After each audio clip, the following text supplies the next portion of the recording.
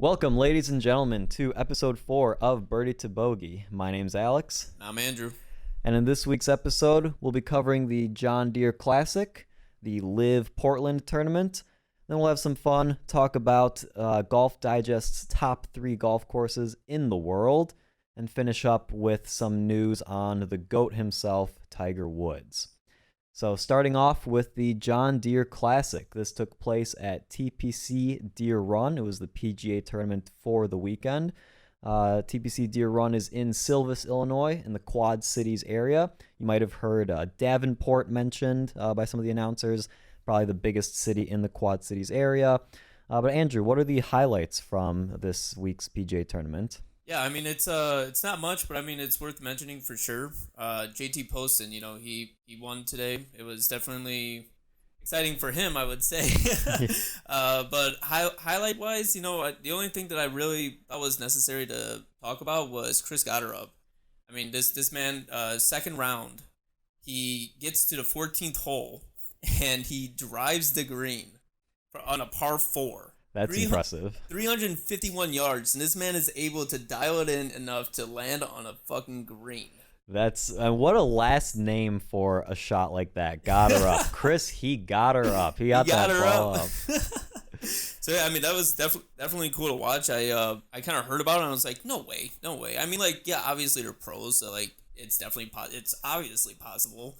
But I mean, to make an eagle on a par 4, yeah, putting, not like he had his really good first shot and then he like has a really good second shot. Like this man drove the green and was just able to put it in. Yeah, like that's like a Woods or DeChambeau drive. Oh yeah, that's their play. And Chris, I don't know if he was just like confident walking up. He's like, fuck it, like I'm just gonna drive it. But I mean, he got it done, and it was really cool to watch. Yeah, it worked out for him. Yeah. Besides that, I mean, there's really not much going on. It was definitely I would say a lower version of the events that happened this weekend. Yeah, I mean, in terms of the players this weekend, Scotty Scheffler wasn't there, Rory McIlroy wasn't there. You had a lot of big names that did not appear at this week's PGA tournament. It was pretty lackluster in terms of like the superstars being in the field. Oh yeah, it was definitely. I was showing you on a PGA app. You're able to like favorite like your favorite players and stuff. And like usually, it has like Colin Morikawa, Jordan Spieth, like all these names out there. It's just like 10 of them. Like I didn't have anybody that like I really knew that was watching it. So, I mean, it was definitely it's in Illinois, so it's really cool. But besides that, there wasn't really much going on for John Deere. Yeah, pretty weak field compared to the LIV tournament, and the coverage as well. I want to just touch on that for a second. Also compared to LIV, we'll get to that in a second, but it was just so boring. It's a long tournament. I mean, this is just kind of like how PGA has been, but we didn't really know any better as golf watchers until LIV came around, because you're watching PGA and that there's golf happening, but the coverage, they're just playing ads, or they're talking to like the tournament director, or they're just talking to themselves on camera, and you're not really watching a whole lot of golf for this 6-8 hour event. Oh yeah, and that's 4 days of having that too. 4 days. So it's definitely if you look at some of the people that play on LIV, like half of those people would probably be there. So it's definitely weird not seeing some names out there that would definitely be competing. Like Kevin out 100% would have been there, and it was a ghost town. You look at the people crowding around the greens for the last hole. It was like nothing. Yeah, and it's interesting because the PGA, they still obviously think that they've got the better players, and they just didn't have anyone to show for this weekend. I mean, that's what happens when you have 52 tournaments in 52 weeks, Exactly, yes. Your best players, they're not going to play some of them, and then that affects your viewership for the tournament, that affects how people are interested in the next tournament, et cetera, et cetera, no, et cetera. It's definitely like it's a snowball going downhill, It's just it's becoming a bigger and bigger problem, I would say, for the PGA. Definitely. So moving on from that to the more exciting event this past weekend, the LIV Portland tournament at Pumpkin Ridge Golf Club in North Plains, Oregon, outside of Portland. Yeah, this was definitely a cool golf course to play at. I actually looked it up if we wanted to play there. It's 110 for a round. which it could be worse. no, it could be a lot worse. It could be a lot worse. It could be like somewhere in Scotland where you have to like sign up and go on a waiting list or something like that. But yeah, no, the course was really cool. It was established in 1992. Actually, Tiger Woods, he won a tournament in '96 there, and they had to go to two playoff matches, not holes, playoff matches. So it was an extra 36 holes that they had to play because they tied after the first playoff. Oh my god! So they had to redo it, and then so it was definitely. I remember watching it on YouTube, and it was really cool to watch because I didn't know the exact result. I mean, I figured Tiger Woods won, but I wasn't sure. So I kind of watched like the whole second playoff round, and it was definitely like just seeing like how the course hasn't changed or anything, and it's just like the same same bunkers, same areas and stuff like that. It was definitely really cool to see that. Yeah, and a little bit more information on the course membership because this is LIV, the new controversial golf tour. Some of the members of Pumpkin Ridge were upset with the choice for the club to host a LIV tournament there, and close to 20 members have resigned directly because of the club's decision to host LIV, as well as the head PGA pro of the club resigned, but no one has any official confirmation on whether or not it was because of LIV or he was retiring or whatever, but it's a coincidence. Yeah, no, it definitely could have been like poor timing or something like that. Yeah, but let's go into some more information on the tournament and the highlights. So who won this tournament? Hey, I gotta say when it was funny watching Brandon Grace walk up to the 18th green because there was a lot of people chanting "Let's go, Brandon!" Yes. And it was just like, oh yeah, that makes sense. That's funny. But yeah, Brandon Grace. I mean, he pulled through. He had one thing that definitely like sold it was his chip on the 16th green. If you ever to watch that, that was definitely like you saw that chip go in. I think it was like 20 yards or something like that. But he like flew past the green. And he just chipped it in. He's probably walking up thinking like, okay, I got to get this close and I'll be able to make par. No, this man birdies it on his 16th green. Yeah, and that really set him up for victory because that put him a whole point ahead of Ortiz. Yeah, yep. He finished with minus 13 throughout the 3 days. He shot 69, 69, and 65. And if you're in those 60s, you're obviously gonna be contending for the win. Yeah, and since this is LIV Golf, not only did Brandon Grace win, but also his team, the Aces, won. Stinger, that's right. I was thinking of Dustin Johnson, who was the contender initially the first 2 days.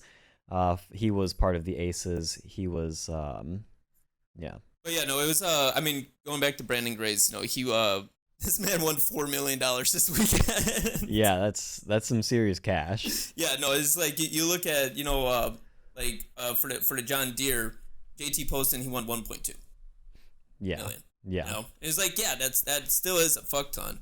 But I mean, just like 4 million just for individual, like that's so much money that you would never dream of making just in one weekend. Yeah.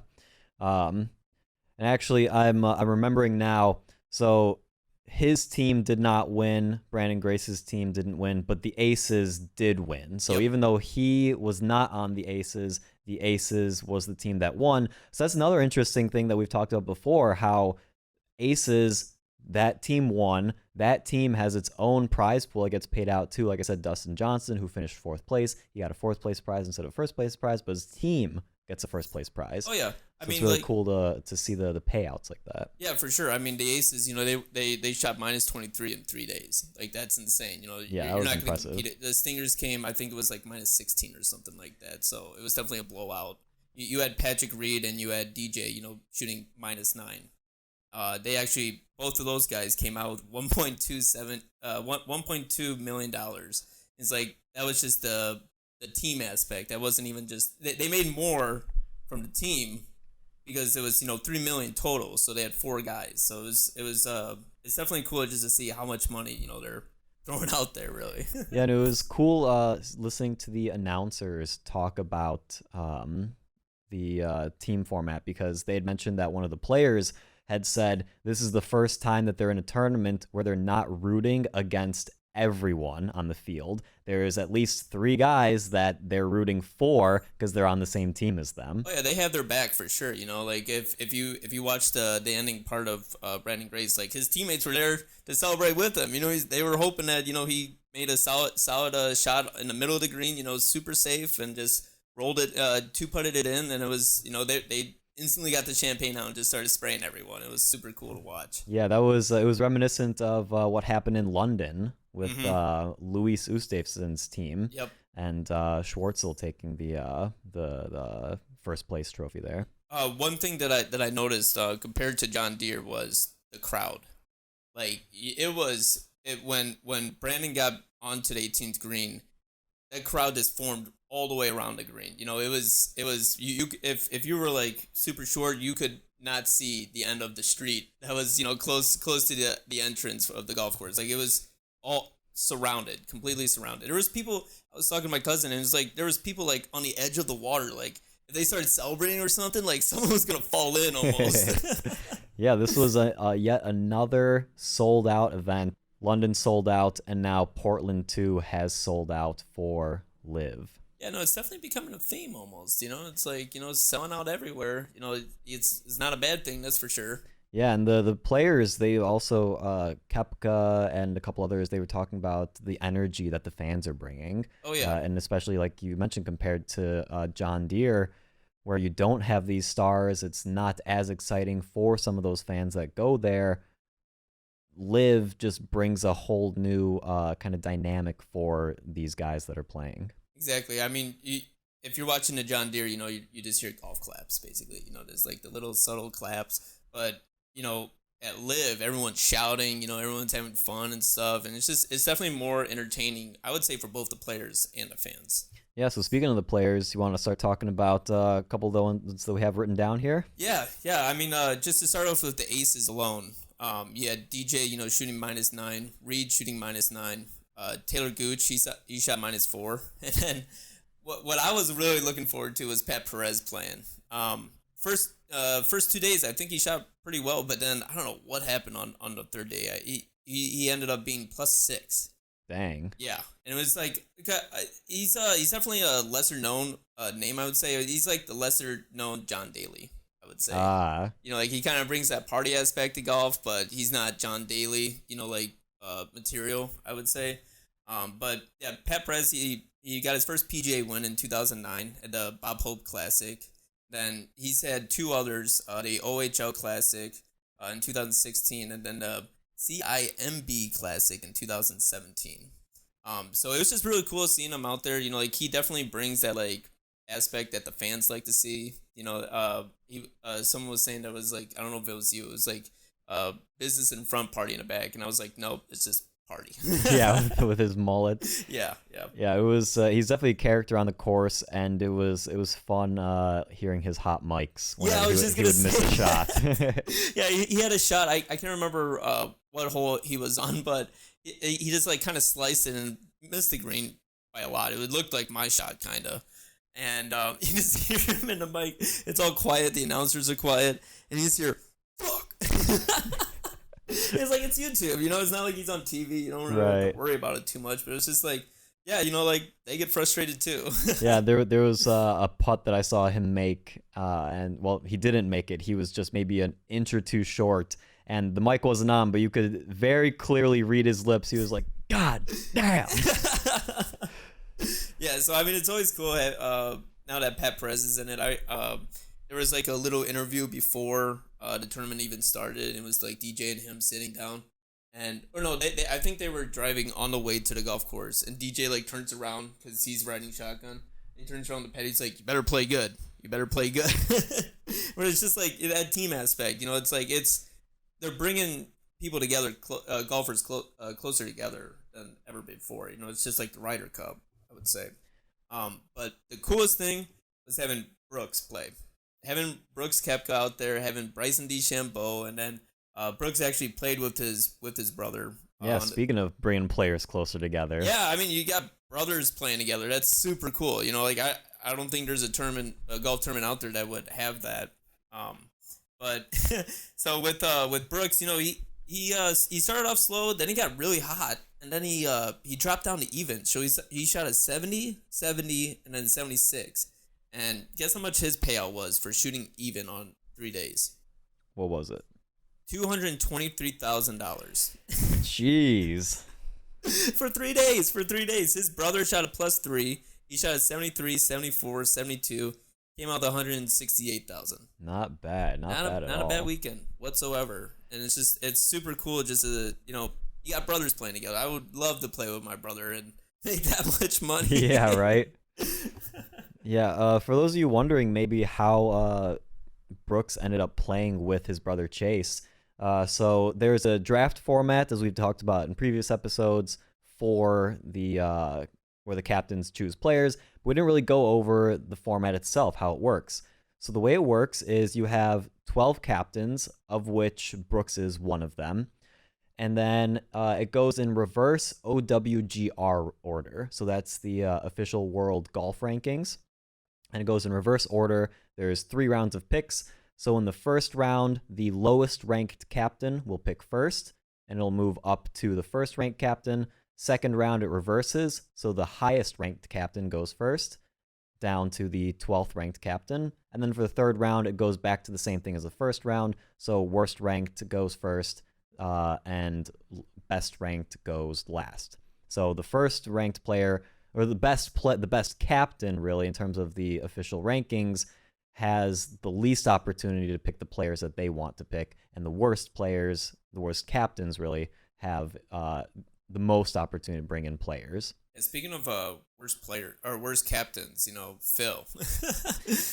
Yeah, Phil has to do a lot of things. He's got to clean up his own game, and he also has to pick better teammates, it seems, because that's kind of your crutch if you're not as good of a player as a captain, is to pick better teammates, so that way you can have a high-scoring team. They can carry the team to victory and get you a bigger payout at the end from that team pool.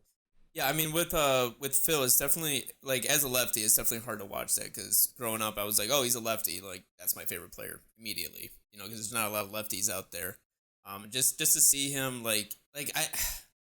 his putting's good, and that's literally it.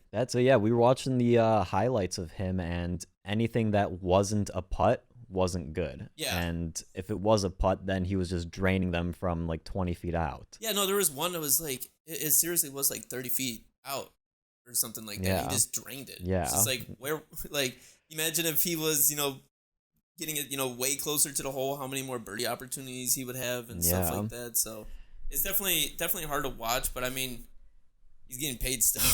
He is, yeah, but it does make you wonder because, like you said before, he had a poor showing at London. He had a poor showing at the U.S. Open, and now in Portland, another poor showing. Yeah, definitely. So moving on now from the superstars, let's talk to some of the lower-ranked players in the field. We had 8 players tied for 40th place. Yeah, no, it's it's funny when you shoot +10 and you're gonna make over $100,000 still. Yeah. It's just like that. It's crazy just because I know U.S. champions, like you'll probably make $100,000, but you got to make it through the weekend still. So you gotta play good at least the first 2 days, and then after that it's like I think it's like 120,000 or something like that. So yeah, just I keep going back to the money, but I mean that's what drives us fans and what drives us players. Yeah, and one more note on the team aspect. There's 2 teams that are coming away with clear winners. Well, I guess really one team. There's the Majestics as well as the Stingers. Mm-hmm. Those 2 teams are mostly set for the first 3 matches, for the first 3 events, because they pre-agreed before they even signed for LIV that certain players would play together. So that's why you saw Stinger doing so well at London, and then again here at Portland with the same players, because Brandon Grace, Charles Schwartzel, and Louis Oosthuizen, they all pre-agreed to play at least 3 events together. So they kind of locked themselves in because they're all really good players, and we saw Stinger took away the trophy the first event, and this event they came in second place. So not a bad showing. And I got that chemistry, and it's like if you watch hockey or play hockey, you know that like chemistry is huge, and it's like now they got it, like they actually have a team going here, so that like, they know how each other's gonna play, and they're rooting for each other. They're actually rooting for each other too. Yeah, so it'll be kind of interesting to see how Stinger does in the fourth tournament when they kind of break up the band, and now it's going to be a new group of guys, and some of these top players, Brandon, Schwartzel, Oosthuizen, they're going to go for a different team. Yeah, no, I know Schwartzel didn't do too hot. I don't know if he partied too hard off the last one or something like that. I mean, I think he made like just under $5 million or something like that. So you know that he was definitely. I wouldn't say that he gave it his all, but you can definitely tell that he didn't like playing at Portland. Now, something we talked about with the John Deere that we want to kind of contrast with LIV is the coverage. So we mentioned that John Deere, well, I mentioned at least that that there's golf going on in the background, but you have ads, you've got announcers, you've got reporters just talking. You don't get a lot of golf.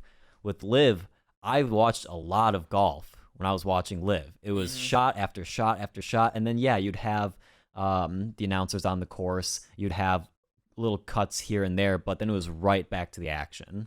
Oh yeah, no, it's definitely different. I mean, watching it off YouTube, there's not like ads or anything like that. So it's definitely more focused on golf, And the coolest thing that I think is it's a shotgun start. It's like they all boom, boom, boom. They all start at once. As soon as you hear that air horn go off, it's like it's game time. Let's go, baby. Yeah, what's really cool, like with some of the mics, you'll hear on another hole like the crowd cheering while someone's driving or just exactly. teeing off. Yeah, no, it's super cool. Just it's that fan aspect that they really they got a good grip on, and they're riding that as much as they can because it's working. Yeah, and not only are they trying to appease the fans, but they're also LIV is trying to appease some of the communities that they're playing in. With Portland, I'd mentioned that the country club was upset that the tournament was being hosted there, and a couple local mayors as well were upset, and they wrote letters, etc. And LIV decided that they were going to donate to local Portland charities. They're going to donate $1 million, split amongst the WAVE Foundation, which is an organization helping fight climate change and working towards environmental justice, as well as SEAL Kids, which contributes to specialized education of children in the Navy SEAL community. So LIV, they know that they've got a lot of money. They know they've got a certain reputation with this, blood money, whatever, and they're trying to make a better name for themselves. We'll see if that actually ends up working, if people end up liking that, or if they just kind of think that it's like a facade that they're putting on, but at least they're doing something. They know that they're up against a wave of criticism, and they're trying to work towards that, or against that, rather. Yeah, I feel like no amount of money is going to make everyone happy. There's always going to be like, oh, they could have donated this much or this much, and instead it's just like, hey, we're doing it. Like we're trying to we're trying to make this work here. Work with us, kind of thing.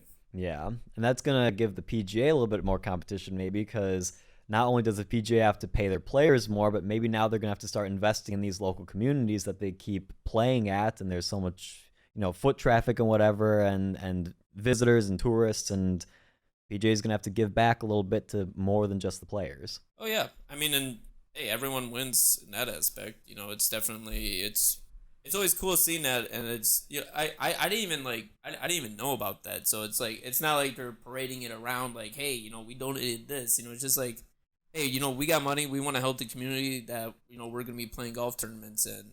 And it's just cool to see that they're trying to take that they're trying to be the the bigger person, I would say.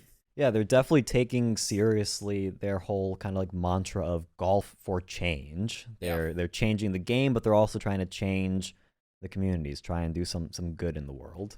Yeah. So kind of keeping on the LIV talk. The next course is going to be in New Jersey, and that's at the Trump National Golf Club at Bedminster. I didn't look too much into the course, but I'm already excited for the next tournament. Yeah, it'll be interesting. It's going to be an East Coast tournament, so that'll be we won't have to watch it so late here in our central time zone. That'll be interesting. I'm definitely looking forward to it. It's at the end of July, so it's I think it's the last weekend of July. I think that's when it is. So yeah, I just keep looking forward to more LIV golf. Yeah, seriously. All right, moving on from LIV, but on the same topic of golf courses, we've got, like I mentioned, the Golf Digest top 3 golf courses in the world. You want to take it away, Andrew? Yeah, for sure. No, so they did a top 100 courses in the world. And I don't want to sit here and go through 100 golf courses. Like maybe Billy Caldwell would be at the bottom or 99 or something like that. No, there's no. I was gonna say, I hope not. I hope that there's 99 courses better than Billy Caldwell out there. There would have to be 100 golf courses in the world for Billy Caldwell to be even considered. But yeah. So I'm gonna go through the top 3. I got some pictures. We'll load it up on YouTube so you guys can see the pictures. They're obviously beautiful. But they got 350 panelists from around the world to vote on these courses. And it was weird because I was looking at these courses and like the top place got like an 8.6 rating. Wow, out of 10? Yeah. Wow. Out of 10. Harsh critics. I know. It's just like, dude, like look, like I'll talk about it in a little bit, but Scotland had the most courses like on the top 100. They had 17 making the list. Wow. England had the second most with 13. And guess who came in third place for the most courses country-wise? Was it Ireland? No. No? Canada. Wow. Canada. Yeah, for a country that you can only golf like 4 months out of the year to have like really good golf courses. I thought that was really interesting. So and then there was also 12 new courses since last year that made the list. 12 new courses. So it was cool that they keep updating the list and stuff like that. But just to jump into first place is the Royal County Down Golf Course. And this is in Newcastle, Ireland. It was established in 1889, designed by old Tom Morris in mind. So like it was kind of like his style of like links golf and stuff like that. It was redesigned in 1998. But yeah, I'm just gonna show Alex here. Look at that. Oh wow, view. That is beautiful. Yep. So you got the beautiful view of mountains of Morin. I think that's how you say it. I haven't visited there, so I don't really know how to pronounce the mountains. But I mean, imagine just teeing off on that first tee box. Yeah, that looks great. Like that's something out of like Colorado or Wyoming or something. Yeah, exactly. And it's cool that they have they built that with those mountains in mind. That wasn't an accident for sure. Yeah. So yeah, that's really cool. And then the second, we have Tara Iti in New Zealand. This was established in 2015, and this just looks like bunker hell. It just looks like oh my gosh, crazy. Wow, that is. Yeah, it's like they went to a beach and they put some grass on it. That's what it looks like. Yeah, they just laid down, some easy grass. I couldn't imagine playing here and not. Obviously, we would have a good time, but just the first thing I wrote down about this was bunker madness. This was a U.S. designer actually named Tom Doak, and it's actually compared to like other courses, it's actually a short course. It's only 6,800 yards, and it's a par 71. But it was just that just stood out to me, just that picture alone. I've seen other pictures, but that one just was just like, wow, I don't need to look at any other. Yeah, even the greens and the fairways, they're all sloped every which way. So even if you don't land in the bunker, it looks like you might have a good chance of rolling into a bunker. Yeah, no, it's like, oh, that's a good shot, and then nope, I'm just in another bunker. It just reminds me of when we played in Florida, and just like all those water holes. It's just you think you're safe, and then nope, you're not safe. Nope. And third place, I thought this was the most interesting one for me. I like history, as you know. So it's definitely really cool to see this. But this golf course here, the Royal Dornoch in where is this? Scotland. They've been playing there since 1616. Wow. Yeah, so it definitely has some history in it. And it has 4 different designers of the course since they've like opened. So the first one was old Tom Morris, legend in golf. So that was 1892. George Duncan, 1947. Right after World War II, they were like, okay, this is the first thing we're working on. And then you got Denal Steele, 1993, and then Tom McKenzie, 2013. So they keep updating this, year after, not year after year, but it's just cool that the game's changing, so the course is changing. Like it's cool that they've been playing here forever, but playing here would be so much different if they just like didn't change a thing. Yeah, I mean, the fact that they got a designer in 1892, it makes me wonder, what were they doing for the first 200 years? It was kind of just farmlands, and they just mowed it, and it was like, that's the green right there. Yeah. Go putt it. So, yeah, that's the top three that I have. I mean, I'd love to get into more, but I don't want this being a 6-hour podcast. Yeah, and at least for the second one, I imagine if the first one it was like a 8.6 out of 10, you said Yeah. it was rated. So the second one's, I'm guessing, lower than that. Yeah, it was 8 even. So I can see the second one, why, even if it's a good course, why it'd be rated low. Yeah, I feel like if you have a full head of hair, you'd be losing some. Yeah. At the end, you'd be cursing out your caddy or something like that. That was another thing. I was like, oh, like for the Pumpkin Ridge, I wanted to, be like, oh, it's $110. Like I'm not gonna play there anytime soon, but I mean that's like doable. $110. You can't even book tee times for these places. They're so far advanced. It's literally like a lottery pick almost, I would say, to play there. But I mean, if you win it, that'd be so cool just to be like, yeah, I played in the top 3 courses.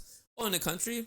No, in the world. So just go on a tour like that would be super cool. But yeah, no, like I said, there's a lot more. You can look it up on Golf Digest. They got like really cool articles about each course. Awesome. All right, now moving on to our last segment, we've got the GOAT news. Tiger Woods himself. He's playing in a tournament next couple days, and then he's going to be showing up in another major tournament. Yes, yeah. So the Tiger is back. The GOAT is back. He'll be playing at the Adair Manor in Ireland. It's only a 2-day tournament. It's a Pro-Am tournament. And we were kind of discussing before, like, can you imagine this being like an amateur golfer? And, you're looking at the, who am I teeing off with, the first day or something. You just see Tiger Woods. Yeah. It's like, is this like a second Tiger Woods or is this someone that just like made their name Tiger Woods? No, this is actually Tiger Woods that you're playing with. Yeah, right. Like think about you or I, like we get paired with Tiger Woods. Yeah. Like what do we do? I'm not playing well that day. I'm gonna be so nervous. Dude, I feel like I would bug the shit out of him. I'd be like I try using him as a caddy almost, because he doesn't care if he wins his tournament. Like for me, if I won his tournament, I get like 20 grand or something like that. Like for him, that's probably how much it costs for him to fly his jet over there. It's funny you say that. I saw a video of him getting out of a helicopter earlier today. I was like, of course he's traveling by helicopter. Dude, yeah, I would 100%.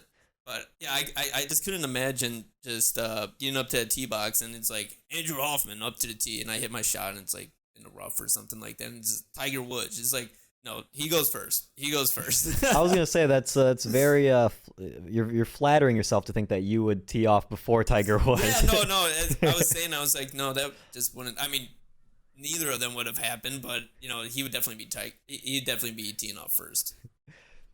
That reminds me of when he was teeing off with Phil Mickelson. I forgot which tournament it was, but the announcer at the tee box was reading off all of the tournaments that he's won, and at one point Phil Mickelson's like, "All right, we get it." Yeah, and the whole crowd laughed. Yeah, the whole crowd started laughing. I mean, like those two have such a history in between them that it's cool just to see how they've both grown up in the game. And they're still like, well, I mean, I would say Tiger's probably more respected now, but I mean, I mean, yeah, he listed like 5 like championships or something like that, and it just feels like okay, we get it. Yeah. But yeah, so actually, if you want to, you could watch watch them tee off tomorrow. Let's see, that would be the 4th. Yeah, July 4th. So they tee off at 9 a.m. on Peacock. If you have Peacock, you'll be able to watch Tiger Woods. And I was wondering, like, would they have had this if Tiger wasn't playing? Like, would they have coverage like this? And I'm sure that they would, but it's definitely gonna be a lot more viewers just because Tiger's watching or Tiger's playing. For sure. Yeah. So yeah, he's playing in his tournament because he wants to, get ready for the Open Championship, which is July 14th weekend. And they're actually playing at St. Andrews, which is really, what I think it's one of the like first established golf courses like in the world. So it's definitely historical. You got, huge fairways. Like you're not gonna miss the fairways. And you got greens that have like two holes on each green, and they gotta like take turns on like who goes, like depending on someone on the 16th green and like the 9th green or something like that. It's definitely some old style links golf, which is really cool.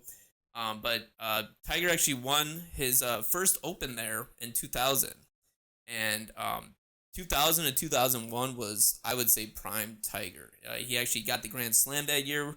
And if you don't know what the Grand Slam is, that's when you win the Masters tournament, the U.S. Open Championship, the Open Championship, and the U.S. PGA Championship, all in 1 year. Grand Slam. You got 4 huge tournaments that just turned his life around, winning all 4 of those. So it's definitely some history there. He also won in 2005 at St. Andrews. So it's just I'm looking forward to it. Like it's the Open Championship and then LIV Golf later that month. So it's just really cool that July's gonna be a busy month for golf. Yeah, a lot of superstars this month.